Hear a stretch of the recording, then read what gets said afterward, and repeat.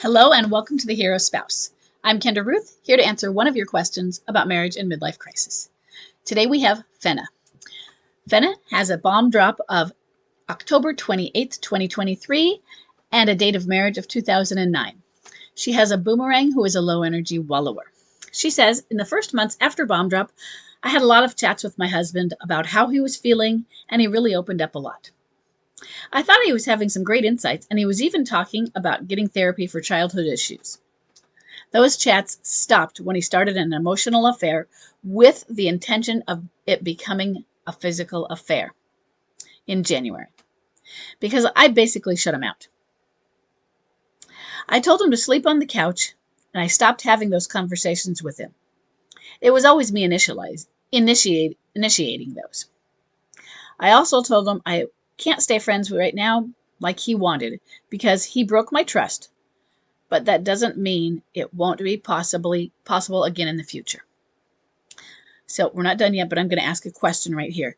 The chat stopped when he started the physical affair, and was this that the physical affair started in January and had an intention of becoming in a physical, the emotional affair started in January, intention was physical, or was it that it started, the emotional affair started, and there was an intention of physical, and it became physical in January? Though I think that it's emotional with the intention of physical, and the emotional affair began in January. I don't know if it did become physical yet. That's what I'm not sure of yet. Hold on. Let's see. By now, he has his own apartment, but he comes home to take care of the kids 5 days every 2 weeks. Every 2 weeks. I'm struggling with keeping a balance between setting boundaries and being a safe place. How do I let him know I am still here for him if he wants to talk, while also preventing cake eating? I'm going to tell you that, and I'm going to tell you something you do not want to hear. I'm really sorry, Fenna. Okay. If you want to be a stander, you're not going to like what I'm going to say. You're not going to prevent cake eating. Okay? The next thing I'm going to tell you, you don't want to. What you want to prevent is the high level of cake eating. Okay? It's the high level damage, abusive, when they think, I can have both of you cake eating. But the friendship, why would he want to build anything with you if he's not your friend, if he can't be your friend, if he thinks that you're just going to shut him out? So, in the beginning, he was having an emotional affair. And we can all understand why you shut him out. You shut him out of those chats. But now what was he, excuse me, now what was he going to do? He doesn't have you to chat with. So was he going to stop chatting with her? I mean, we can think that. We can think, uh-oh, my wife isn't chatting with me. I better give that up so that I can chat with her more. Or was he going to chat with her more? Was that going to send her to him? Send him to her more? Or scare him back to you? It could work both ways. But in a midlife crisis, it's going to send him to her. And he was going to go there anyway. Let's face that. Okay. So it's not like you did that. But you could have kept it so that he was still talking to you. And yes, you do want to be careful, because all of your friends would have said, uh-oh, what are you doing? You know, you're allowing this. And you'd get that from the forums as well, or my own forums. People would say that. But there has to be a balance of where you, especially before it's physical, are shoring up the foundation of your friendship and relationship before he leaves. Shoring up that, reminding him of what he's walking out on. There are boundaries to be set, but not so hard and fast and strong that it's like, wow, she's just kind of mean and rude, and I don't want to be around her. It's the boundaries are soft and hurt. I'm doing this because you hurt me. Or the boundary is like, you know what, that's not appropriate. I'm going to hang up the phone because you're not talking nicely right now. So it is about, you hurt me, your behavior is inappropriate, and so I hang up. But it just ends a phone call. That's all that does. Then they might even call back immediately and say, are you going to continue to speak that way? It's your choice. So one time, on the first time, you can actually answer the phone again. And if they immediately go into that, you just click. So I think, and this is one of the things that Jim Conway said. He said, in the beginning, your boundaries need to be a lot more, you need to be soft and conciliatory. On a return, your boundaries need to be firm. And if you are firm in the beginning, they run. And that is what you have seen. Those chaps stopped. You shut him out. And those are the words that you have used. You shut him out. You told him to sleep on the couch. We get it. Okay, we get it. You told him to sleep on the couch. You stopped having the conversations. You told him you couldn't stay friends with him because he broke your trust. I like how you said that doesn't mean it's not possible in the future. Yeah. Instead of that, even say, I will be friends with you when you choose to be appropriate and when you choose to stop having inappropriate relationships with other people. When you choose to be an appropriate husband and father. And that means you don't have relationships, you don't have extramarital relationships. It doesn't mean marriage relationships, friendships outside of marriage. It means inappropriate relationships outside of marriage. But right now, there's tidbits of cake. You have to give him something for him to want something.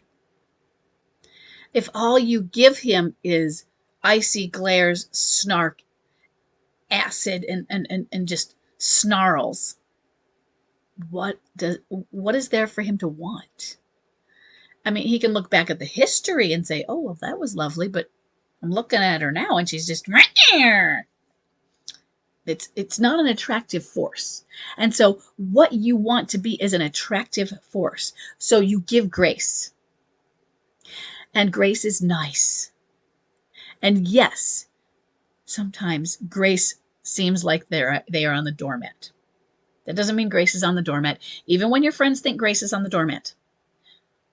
But it is easier to fall off the tightrope onto that doormat. It is. It really is. It is harder. It's a lot easier to just slam the door and be mean. Somewhat. I mean, it's hard to do that. And it's heartbreaking to do that when you really don't mean it. But it's very black and white how you've done it. But now you're like, I want to prevent this cake eating. You're not going to. That's the thing. Here's what you do. You want to be a stander, and you do not have an off and on from what you've described. I don't know why you're saying off and on. Oh, I'm sorry. I'm looking at the charts. You say boomerang. He's probably a clinging boomerang. Okay. He's been at home. He has his own apartment. He comes to take care of the kids. He is struggling to keep the balance. You want to prevent the cake eating. If he has been trying to be cake eating, he's a clinging boomerang. Okay. So here's what you do.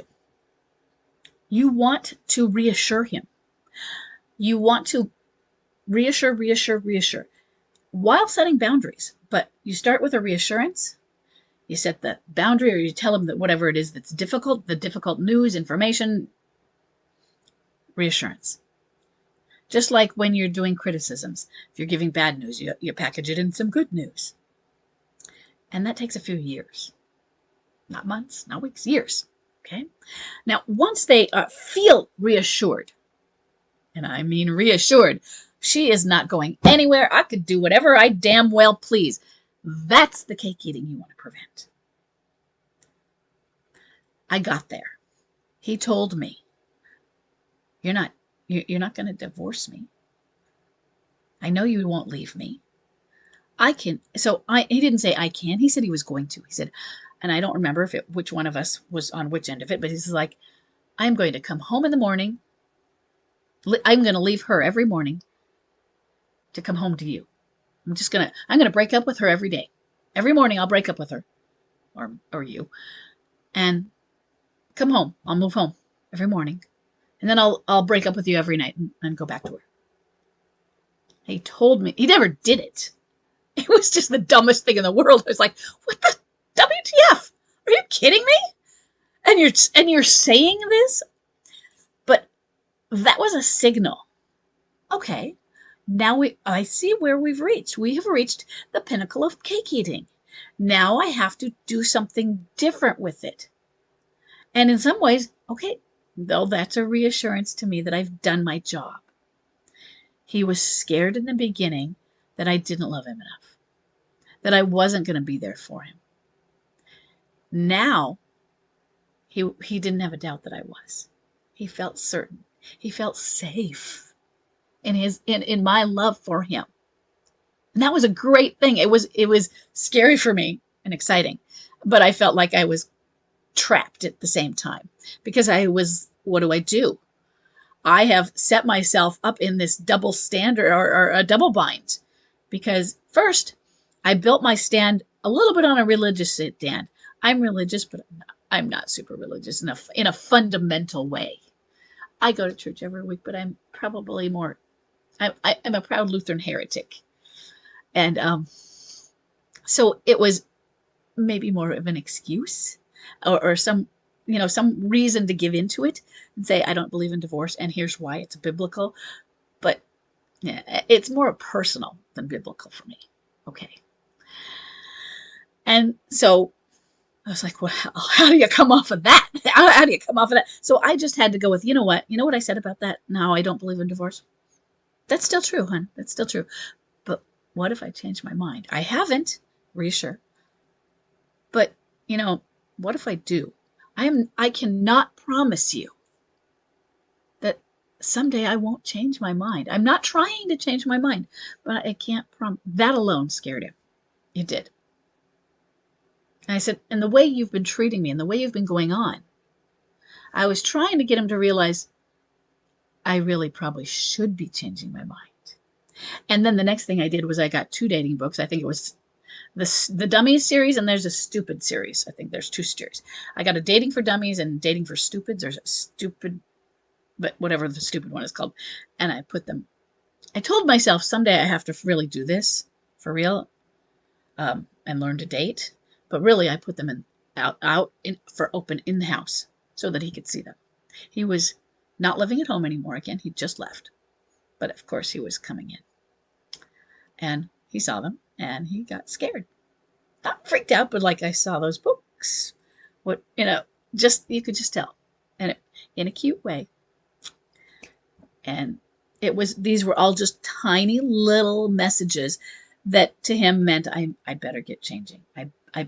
I better start taking this seriously. I need to do what I need to get my act together.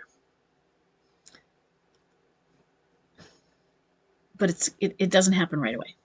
Your bomb drop was recent. It is now spring of 2024, and this was fall of 2023. 3 to upwards of 7 years is midlife crisis. Okay? So it was 3 years, 2.5 to 3 years before he got to that pinnacle of cake eating. And sure, I went back and forth. Maybe I could have gotten him there sooner, but 3 to upwards of 7 years, and he was at the 3-year mark. So he was a short MLCer.